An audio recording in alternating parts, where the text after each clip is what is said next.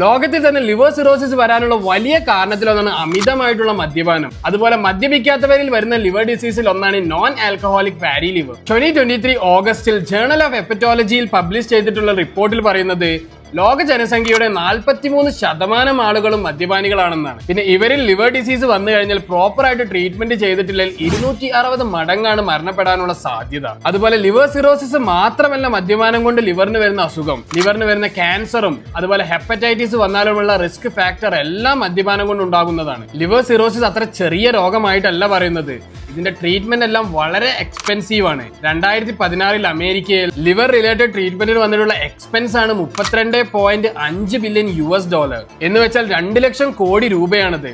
ഇതിൽ നിന്ന് നിങ്ങൾ മനസ്സിലാക്കേണ്ട കാര്യം എന്താണെന്ന് വെച്ചാൽ ലിവറിന് വരുന്ന അസുഖത്തിന്റെ വലിയ കാരണം അമിതമായിട്ടുള്ള മദ്യപാനമാണ്. അപ്പോൾ ഇതെല്ലാം ഒന്ന് മനസ്സിലാക്കി വെക്കുക. ഈ വീഡിയോ ഉപകാരപ്രദമാണ്, മറ്റുള്ളവർക്ക് എല്ലാം ഷെയർ ചെയ്യുക. Thank you for watching.